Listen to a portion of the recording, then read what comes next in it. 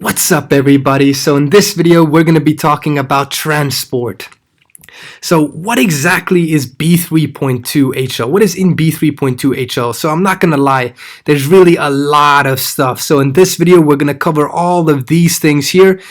Basically everything that is not related to fish and plants, that will be, and questions and answers, that will be the next video. So there's a lot of stuff, and I'm going to do my absolute best to make it as clear and as easy and as simple as possible for you guys. So let's just get started, guys. So we know our body, right, has so many systems, right? How many can you name? Like your immune system, your respiratory system, your digestive system, and so many systems. Now we're going to focus on this one here, your cardiovascular system. As the name implies, it involves your cardio, which is your heart, and your vessels, so vascular. Also, it involves blood, which is inside those vessels.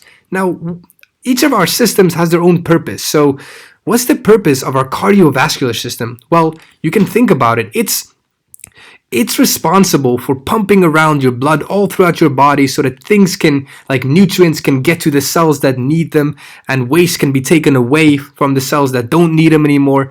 It's just moving things around. That's really what the cardiovascular system is doing, okay?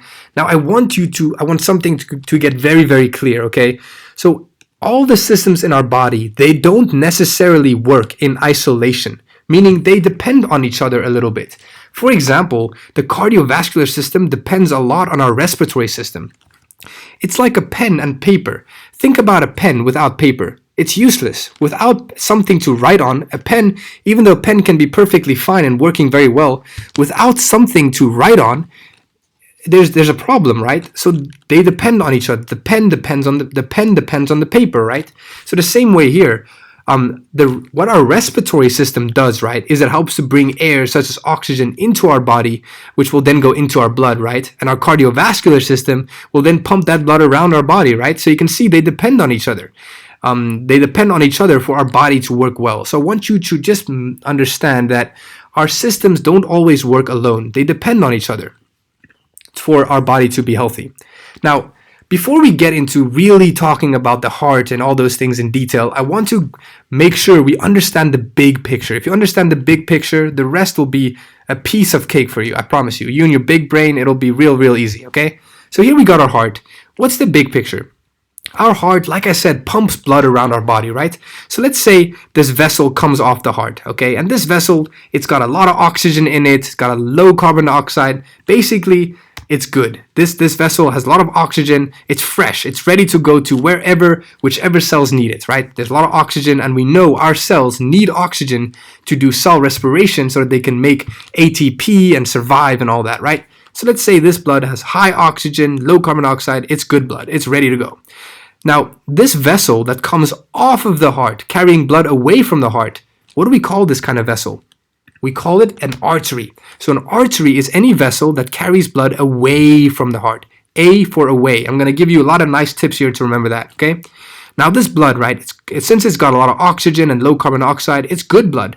It wants to go to our upper body, our lower body, all the cells that may need this oxygen desperately. So anyways, this vessel, it branches and branches until it becomes teeny tiny, and so tiny that it reaches a capillary. Now the capillaries are really special, and we're going to talk about them more later in this video. Capillaries are unique because this is the place where the nutrients actually leave the vessel and go to the surrounding cells, okay? And where waste can enter here and be taken away from these cells and back to the heart. So this is the place where nutrient exchange actually happens. Not here, nothing leaves here. It leaves here at the capillaries, okay? Cool. Now remember, here, let's say there was high oxygen in this vessel, right? Now here, since it's leaving and all the cells are using it, at this point, the oxygen will now be very low, okay? Because all the oxygen left to the cells that needed it. And at the same time, we know cell respiration, which uses oxygen to make ATP, right, will make a byproduct called carbon dioxide. And that carbon dioxide will now be made so much here that it will have nowhere to go except into these capillaries. So now at this vessel here, leaving the capillary, leaving the cells, and coming back towards the heart, we call what? A vein. It's going towards the heart, not away, towards. We call it a vein. Now this blood will have a unique condition, the opposite of this side here. because all these cells used up all the oxygen, this vessel will have very little oxygen inside and very high carbon dioxide because all these cells sent their waste into this vessel. So now this blood is basically, we can call it dirty essentially. It's not useful anymore. So it comes back to the heart. So do you think the heart is now going to take this blood and repeat the cycle? No, of course not, because the blood is not very useful. It's got very little oxygen and high carbon dioxide. This is not the kind of blood these cells want. They want blood with high oxygen so they can do cell respiration and make a lot of ATP, a lot of money, right?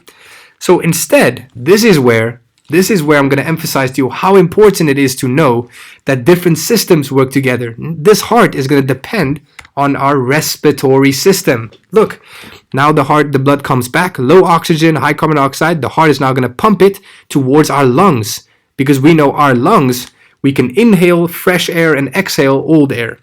So this blood now here, it's still dirty, right? Here, because the heart is pumping now this same blood away to the lung towards where? The capillaries, because that is where things can actually leave and enter, right? So here, what do you think is going to want to leave here? If this dirty blood is coming here, well, oh yeah, by the way, what do we call this vessel that leaves the heart, goes away from the heart? Artery, A for away. So it's an artery, it comes away from the heart, and now we have it here. What do you think is going to happen here? What's going to want to leave?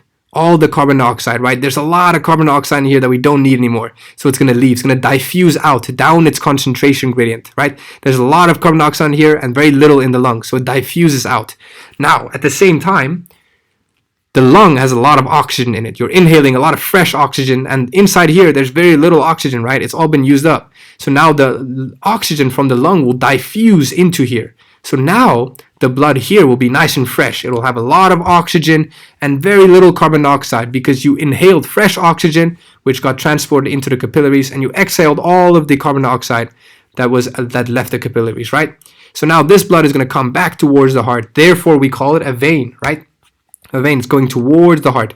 Now, this blood will have very good conditions, right? It'll have, sorry, give me a second.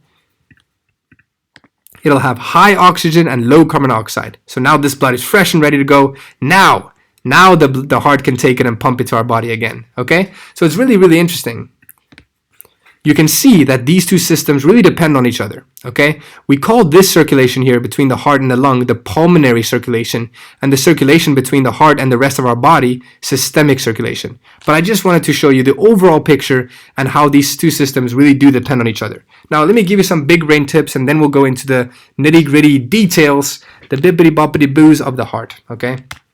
So big brain tip uno, arteries, you can remember, they go away from the heart. So you can see this one, away from the heart, so we call it an artery. This one here goes away, we call it an artery.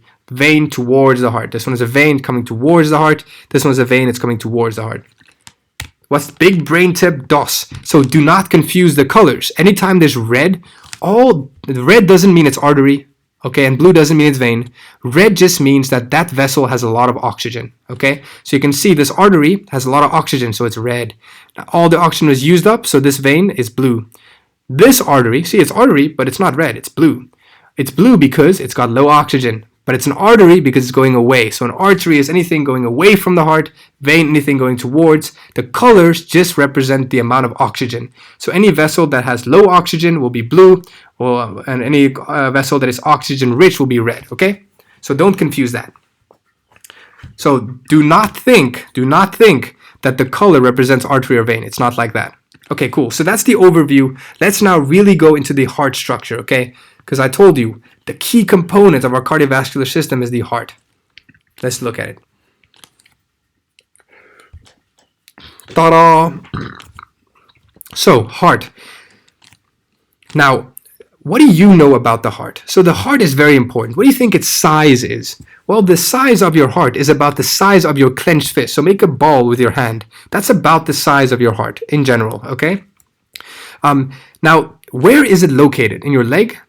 In your abdomen? No, of course, it's located in your chest, right? In between your two lungs. In between your two lungs. It's located around in the center, slightly towards the left of your body, but pretty much mostly in the center, with a little bit to the left, okay? Don't worry too much about that though.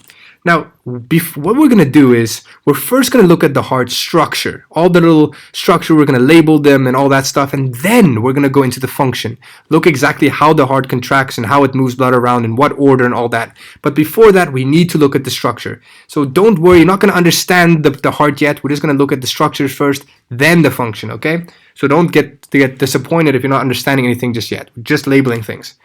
So we can break what we're going to talk about into three: chambers, valves, and vessels. Okay, but before we do that, I want to look at the outside of our heart. Look at the outside of our heart here. Okay, look at this, vessels on the heart itself. There's a lot of big vessels coming out like this, these big blue and red ones, but there's also these small ones on the heart itself, and I want to point them out. They're very important. These are the vessels supplying the heart itself. That's very important, right? Because we think of the heart as pumping blood everywhere around our body so that all these cells can be happy. But remember, the heart itself also has to be happy. So it has its own little vessels that supply itself. So blood will go into these little vessels so that the heart muscle can get oxygen and make ATP and survive, right? So what do we call these little vessels? Well, we call them coronary arteries and veins, right? These blue ones will be the veins, the red ones will be the artery. Okay? Coronary arteries. They are the little arteries, these little vessels supplying the heart itself. Make sure you know that. Okay, cool. Now that we look at the outside of the heart here, we know what these vessels are. They supply the heart muscle itself so the heart can survive. Let's slice this bad boy up and look at the inside. Slice the heart open. We see now the inside of the heart. Wow, looks pretty cool. Looks pretty complicated, but trust me, we're going to make it real simple for you guys, okay? So first we're going to look at something, okay? Before I label anything, I want to show you something that you need to understand.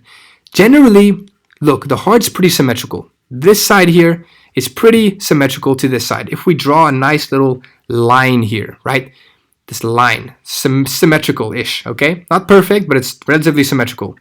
Which side of this heart is the left side and which side is the right side? That's important. You'll see why throughout this video. What do you think? This side here is going to be the left side of our heart. And the other side is going to be the right side of our heart. Okay? Now, why is that? Wouldn't this, this is my left, so shouldn't this be the left side and this be the right side of the heart?